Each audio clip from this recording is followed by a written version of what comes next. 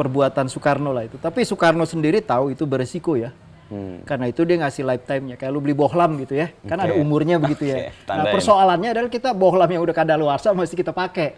Racing menyimpulkan bahwa nggak ada penjajahan 350 tahun itu. Kita harus menghitung satu persatu secara detail dan nanti kita akan bahkan menemukan bahwa ada negara-negara juga yang masih merdeka begitu dan kerajaan yang masih merdeka. Tapi juga yang terpenting menurut gue, pikiran kolonial itu pikiran yang membuat orang tetap selamanya jadi slave, jadi budak. Dan di dalamnya tuh ada bukan hanya diskriminasi tapi rasisme dan superioritas ras.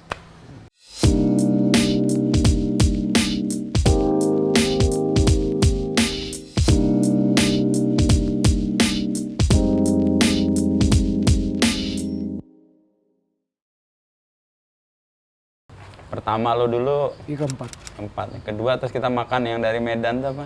Oh, Lomo-lomo. Apa namanya? Oh iya. Itu yang hujan-hujan itu enak banget itu anjir.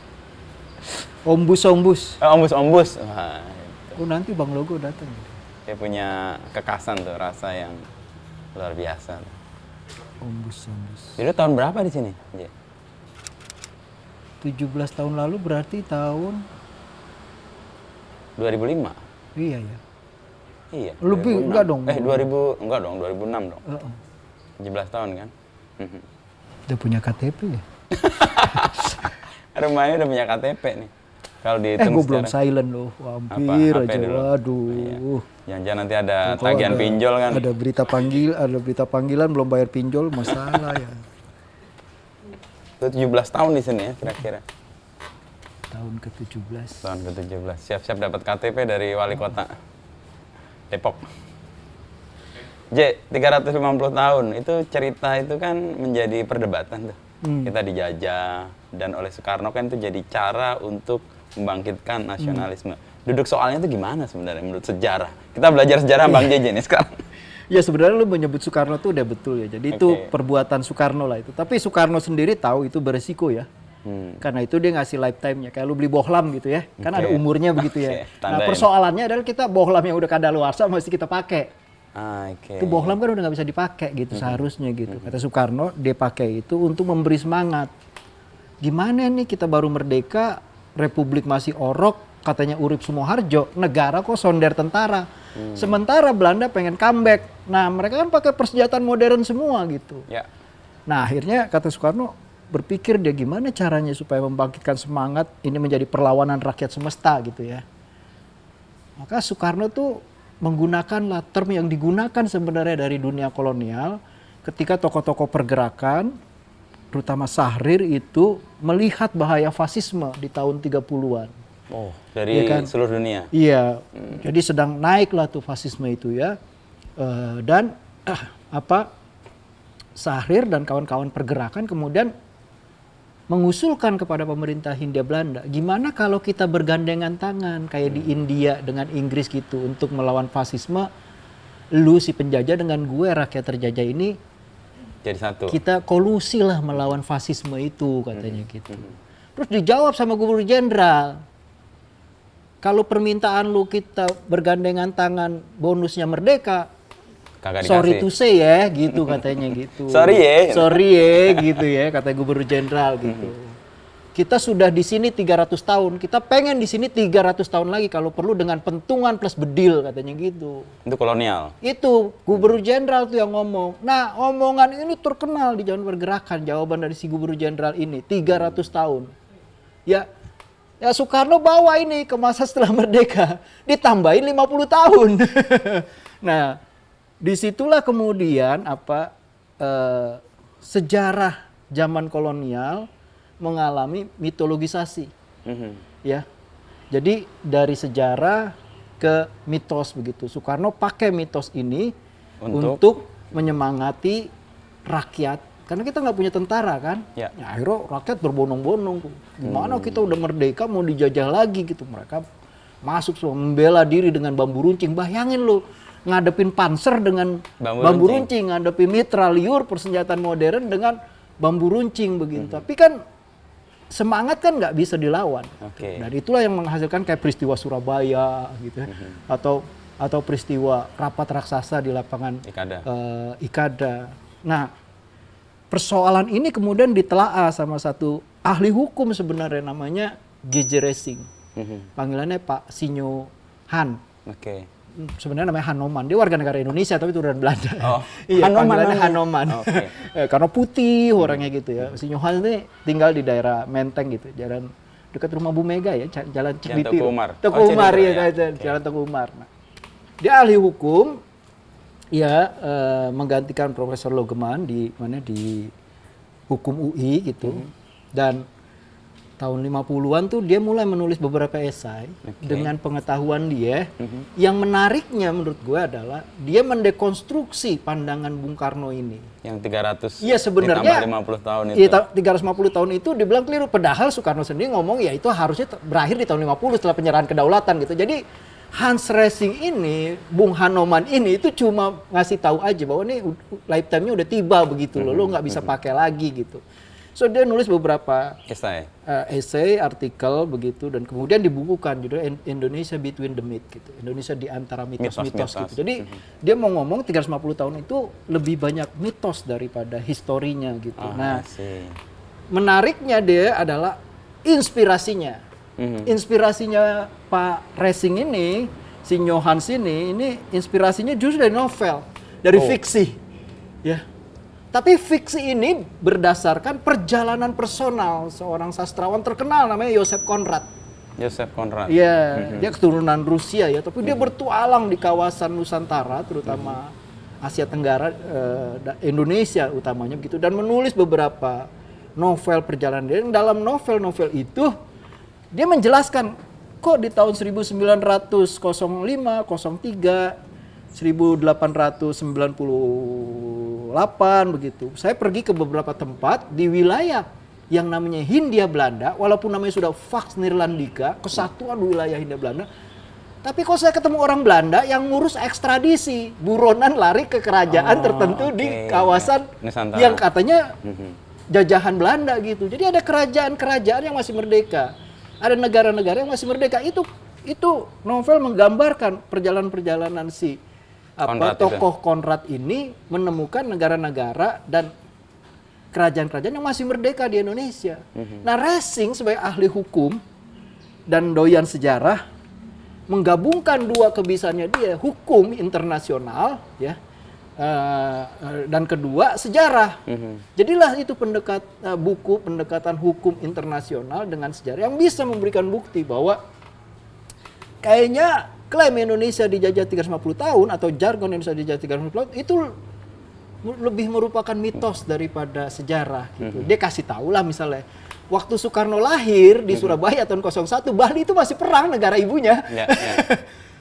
Aceh tahun 04 itu masih perang gitu loh. Orang Batak itu masih perang tahun 1907 bahkan sampai tahun 1908 karena bapaknya Siter, Om Pubabiat masih meneruskan perang setelah Singamaraja tertembak si Bontar Mata. Nah, pejuang Aceh yang kalah di perang Aceh tahun 04 itu bantuin Singamangaraja. Jadi di banyak tempat itu masih perang dan ada negara-negara yang bukan hanya berperang tapi juga dia masih merdeka gitu. Artinya penjajahan 350 tahun itu gugur karena fakta-fakta gugur itu. Dan tidak ada buktinya sebenarnya kalaupun misal kita hitung dari Ambon misalnya gitu. 1605 kalau dihitung kan nggak sampai 350 tahun. Atau gue lah orang Betawi begitu ya. Kan ibu kota The Dutch Seaboard Empire atau apa hitungannya company ya. Itu di Batavia itu kan di Jakarta sini kan. Itu kan 1619 kan penaklukan. Kalau dihitung kan nggak sampai 350 tahun. Tapi juga kalau kita mau hitung dengan serius itu kan VOC itu bangkrut tahun 1800 gitu ya. Itu kan perusahaan dagang, bukan negara Belanda. Dia tidak mewakili sebagai negara. Dia tidak mewakili negara Belanda. Tapi oke lah lu mau hitung bahwa bagaimanapun POC itu bagian dari perusahaan dagang yang diberikan hak untuk bernegosiasi, berdiplomasi. Kalau gagal bernegosiasi, gagal berdiplomasi, lu boleh perang gitu. Oke lah dia nahlukin Makassar begitu ya, nahlukin negara-negara yang banyak, Ternate, Tidore ditahlukan. Tapi kan kalau dihitung itu juga nggak sampai 350 tahun gitu. Jadi ini semua nggak ada dasarnya gitu. Jadi kalau kita mau hitung, kita harus hitung secara satu persatu dan akan ketemu bukan hanya negara yang beda-beda masuk wilayah Pax Netherlandica, tapi juga ada negara-negara dan kerajaan yang merdeka dan berlaku hukum internasional menurut Racing. Si Johan situ. Iya, si Johan ini. Karena kalau lu pergi ke negara itu ya lu penjahat kabur dari kekuasaan wilayah Hindia Belanda, lu harus kirim surat untuk ekstradisi gitu. Dan itu kejadian di banyak tempat. Karena itu kemudian Racing menyimpulkan bahwa nggak ada penjajahan 350 tahun itu. Kita harus menghitung satu persatu secara detail dan nanti kita akan bahkan menemukan bahwa ada negara-negara juga yang masih merdeka begitu dan kerajaan yang masih merdeka. Tapi juga yang terpenting menurut gue, kita harus dekonstruksi ini dan harus masukkan ke buku-buku pelajaran sekolah. Karena kan anak-anak perlu inspirasi ya. Kan asal usul kita hidup dengan mitos 350 tahun ini dari bangku sekolahan kan. Lo kan pasti belajar. Iya, kita dijajah 350 tahun. Ada peristiwa 17-an orang pidato kita udah 350 tahun. Nah, persoalannya adalah sejarah itu kan harus ada orang PKS atau Mas Yumi bilang ibrohnya gitu ya. Hikmahnya begitu ya. Nah, hikmahnya nih apa? Kalau kita ngomong kita nggak dijajah 350 tahun, maka kita bisa ngambil hikmah bahwa orang Indonesia tuh kalau dikatakan bodoh tuh keliru gitu. Hikmahnya itu? Iya. Kan orang Belanda selalu bilang pribumi itu bodoh gitu. Kayak novel Pram lah ya kan. Soal mingke gitu kan dari kata monyet gitu kan. Ya monyet karena ukuran otaknya lebih kecil kan sebenarnya dia mau ngomong begitu kan. Tapi nggak eksplisit lah. Nggak eksplisit gitu. Nah, jadi orang pribumi itu bodoh, malas gitu kan. Setu Sena Nasr itu nulis itu kan buku mitos pribumi malas begitu. Udah bodoh, malas begitu. Nah, ini bisa kita dekonstruksi bahwa ada negara-negara yang tetap merdeka dan Belanda harus berdiplomasi loh. Harus negosiasi sama ini negara dan harus berhubungan tidak sebagai patron klien ya, tapi tidak sebagai atasan bawahan, tapi sama-sama setara itu. Nah, itu kan membanggakan ya bahwa leluhur kita nggak begitu aja gampang ditekuk begitu dan dikuasai gitu loh. Yang kedua juga untuk menguasai beberapa negara dan kerajaan itu kan lu harus perang besar-besaran. Di Jawa, di Ponorogo itu kan sampai Miss Queen itu kan, sampai Kiss Queen itu si Belanda dan harus bikin tanam paksa untuk memulihkan modalnya dia kan. Karena kalau gue nggak bisa pulihkan, gue nggak bisa memodernisir negara gue, ikut negara-negara Eropa lainnya gitu. Nah, terus perang Aceh begitu, itu kan panjang, perang Batok dan banyak perang lagi. Ada 500-an perang mereka harus lakukan kalau menurut buku perang melawan penjajah itu ya. Jadi itu menggambarkan bahwa leluhur kita juga selain punya kemampuan diplomasi, ya artinya kecerdasan gitu ya berdiplomasi, juga itu punya kemampuan strategi perang. Sehingga Belanda pun harus melakukan. Dua hal ini kan hilang, padahal itu bisa memotivasi. Oh iya ya kita nggak seperti yang digambarkan Belanda, goblok begitu. Malas, bodoh begitu ya. Enggak seperti itu gitu. Kalau kenyataan hari ini kita kayak begitu ya kira kita nggak belajar sejarah aja kan. Tapi kembali ke yang tadi, apa tujuan Soekarno membangun mitos yang sebenarnya dia tahu juga itu mitos kan? Di era itu selain bahwa membangkitkan semangat melawan penjajah yang punya peralatan militer yang jauh lebih modern dibanding kekuatan yang kita miliki. Kebencian. Kebencian itu kan bahan bakar yang penting juga dan menurut musuh bersama ya. Iya dan menurut gue Belanda ini memang bajingan maksudnya gitu. di dalam pikiran para pendiri bangsa kita Belanda ini memang bajingan gitu. Belanda itu sama sekali tidak punya tidak punya visi, tidak punya bayangan, tidak punya kebaikan sama sekali gitu. Jadi dia nggak pernah ngebayangin bahwa kolonialisme ini akan berakhir. Bahkan ketika kolonialisme itu menghadapi ancaman-ancaman begitu ya, akan digulung dalam percaturan kekuatan dunia begitu ya. Dia tuh tetap gitu. Bahkan waktu ratunya di pengungsian, ratunya salah satu yang pertama diumumkan ya Hindia Belanda tetap Hindia Belanda. Hindia miliknya Belanda begitu. Itu tetap bayangin itu.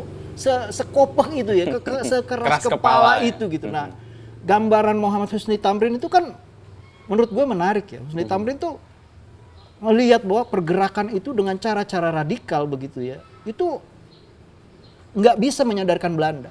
Dia coba masuk gitu ya, membawa gagasan-gagasan radikal dari luar setelah dunia kolonial Hindia Belanda itu di rumah kacakan, kan nggak bisa bergerak deh, banyak dibuang ke Bovendigul, ke Kam gitu. Nah, dia masuklah lewat Volksraad ini, membawa isu-isu dari luar, sehingga Volksraad menjadi lebih radikal kan. Tapi juga dia putus asa karena mau cara ko maupun non ko itu sama kokohnya Belanda. kan brengsek ini gitu loh. Nah, jadi Belanda itu sama sekali tidak mau memberikan kesempatan Indonesia untuk merdeka. Ya, disimpulkan dengan pernyataan tadi si Gubernur Jenderal bilang, yuk kalau kita udah di sini 300 tahun, kenapa kita nggak 300 tahun lagi plus pentungan dan bedil. Nah, pernyataan Soekarno tentang 350 tahun itu mengingatkan perasaan benci itu. Gila nih Belanda emang brengsek, bajingan ya. Dia udah kalah, kita udah merdeka, dia mau tetap ekspansi. Makanya kita harus lawan dengan... karena itu, gimana caranya melawan persenjataan modern, pasukan yang didukung oleh sekutu itu kan. Kita baru merdeka, nggak ada tentara. Kebencian dipompa itu. Ingatan sebenarnya ya, ingatan akan perihnya kolonialisme Belanda yang kokoh itu.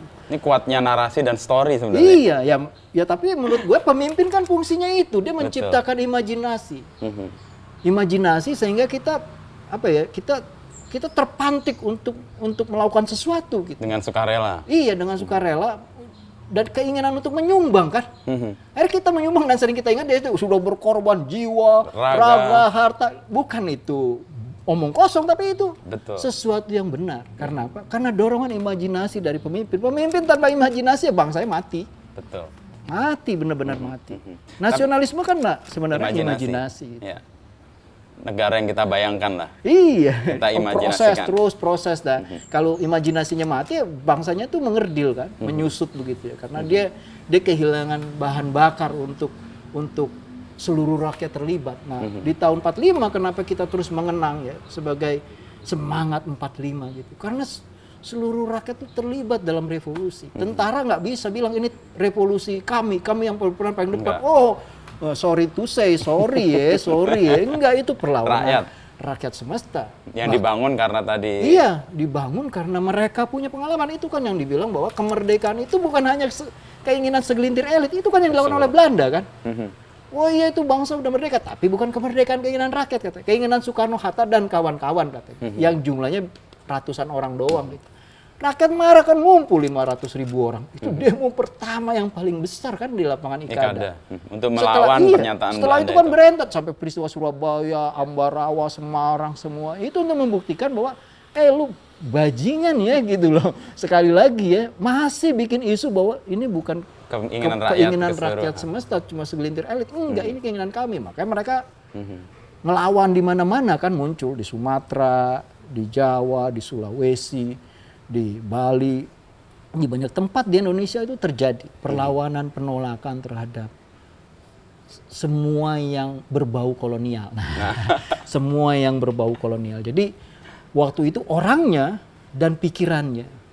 Pikiran kolonial itu ingin digantikan oleh pikiran semangat proklamasi, cita-cita proklamasi. Jadi mereka memahami kolonialisme itu bukan hanya orang, bukan hanya bangunan, tapi yang terlebih terutama adalah warisan kolonial berupa pikiran. Karena itu yang akan paling menjadi tantangan utama. Dia bisa pindah ke orang yang bukan kulit putih, yang bukan rambutnya bule, tapi si sawo matang atau si sawo busuk yang rambutnya hitam, perilakunya bisa seperti kolonialis begitu. Itu yang harus dilawan. Karena itu kan kemudian setelah revolusi 1945-1950, kemudian di tahun berikutnya Soekarno mendengungkan revolusi kembali, karena dia membenarkan apa yang dikatakan oleh Tan Malaka. Rupanya benar, kita belum merdeka 100% kalau belum melawan bau kolonial ini yang hinggap di tubuh kita gitu ya. Minyak wanginya masih abadi begitu. Jadi kita harus gosok nih. Keluarkan. Bagasi kolonial ini harus kita buang begitu. Itu kata Tan Malaka, harus 100% jadi bangsa merdeka, artinya membebaskan diri menjadi orang yang bukan budak lagi.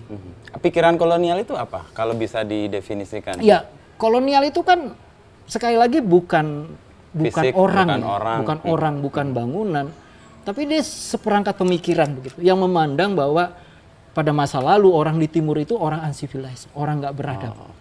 Orang nggak beradab itu karena itu kita harus jadi embok pengasuh. Untuk makanya dia beradab. Iya, supaya dia beradab. Nah, bayangan inilah yang kemudian bikin perjanjian kayak Tordesillas. Lah, lu siapa main kapling-kapling aja tanah air seolah-olah orang yang paling begitu. tahu Iya, gitu ya. Beta di garis ini miliknya lo, Spanyol ini miliknya lo, Portugis ini miliknya lo, Inggris bla. Lu siapa gitu. Nah, itu juga kan kemudian diwujudkan dengan nama Hindia Belanda. Jadi kolonialisme itu berdiri dengan bahasa, dengan kata. Maka dia memberikan nama kita Hindia Belanda. Hindia punya Belanda. Hindia punya Belanda. Nggak mungkin Hindia itu lepas dari Belanda. Kalau Hindia lepas dari Belanda, kekacauan.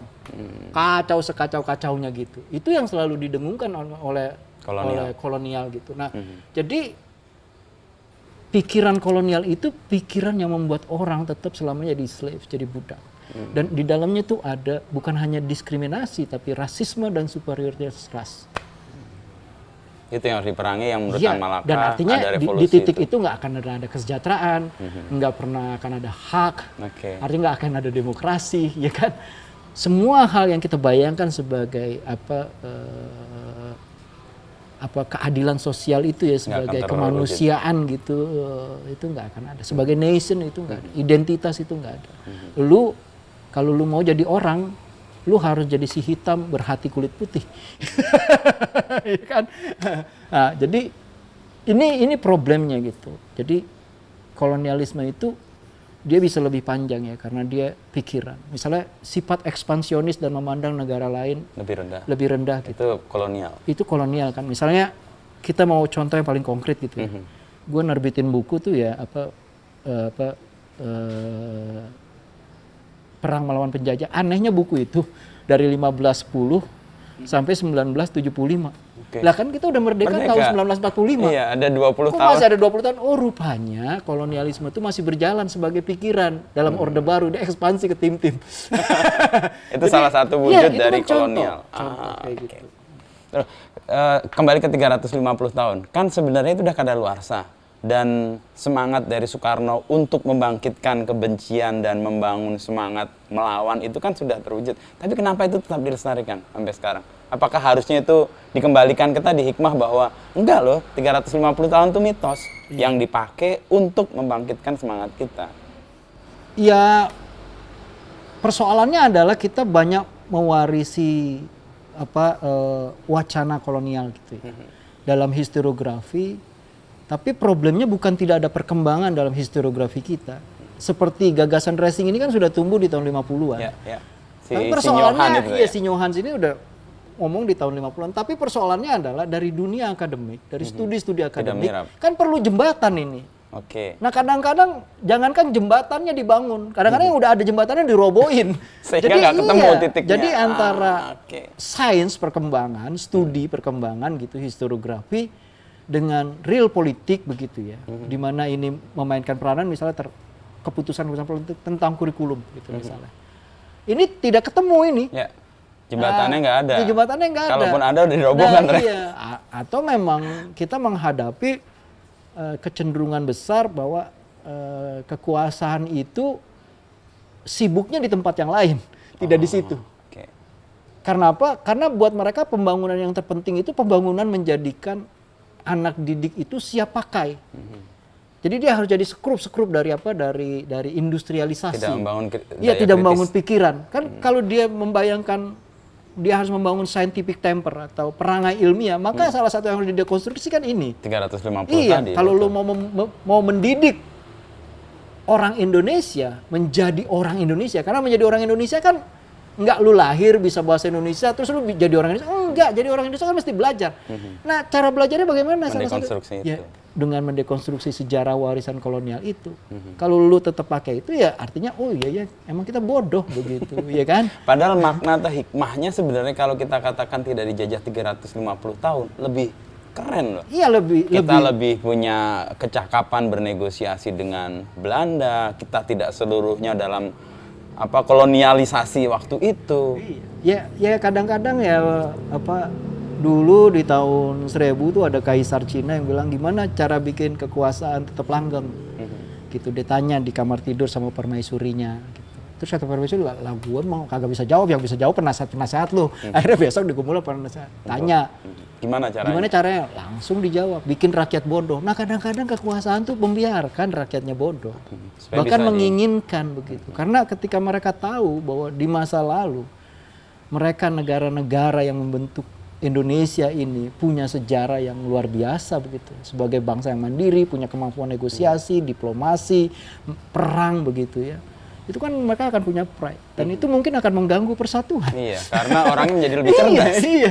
Nggak Jadi kan bisa mereka bilang harus minta dihargai. Wah bahaya deh kalau semua minta daerah istimewa katanya gitu kan. Masuk. Jadi mungkin ada kepentingan yang dipakai untuk merawat Iya. 350 Nah, itu jadi bagian. Jadi mitos persatuan itu disalahpahami. Justru sekarang kan kekuatan itu justru perbedaan. Betul.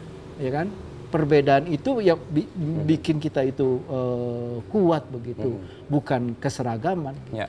Tapi perbedaan itu yang membuat kita punya karakter masing-masing dan menyumbang satu karakter dengan karakter yang lain, menjadi gitu. utuh, menjadi utuh dan dimensinya sangat kuat sebagai mentalitas nation gitu. Iya, dan itu kan di Bhinneka Tunggal Ika sebenarnya itu kan. Ya harusnya begitu ya. Kembali ke bohlam tadi analogi lo. Berarti kadaluarsanya harusnya kan udah nggak dipakai lagi. Betul, itu Daya kan sebenarnya yang... sebenarnya kita udah sangat terlambat ya maksudnya untuk memulihkan ini, terutama berkaitan dengan civic menurut gue, pelajaran civic. Tapi kan kita sendiri nggak ada pelajaran civic. Pelajaran menjadi masyarakat atau orang Indonesia begitu kan nggak ada. Jadi kalau kita tanya siapa orang Indonesia hari ini, pusing kita kepala kita. Pusing ya. Hampir semua kita nonton misalnya yang sering muncul di media, tapi apakah dia orang Indonesia gitu? Sikap-sikapnya segala macam, perkataannya gitu tidak mencerminkan keindonesiaan gitu.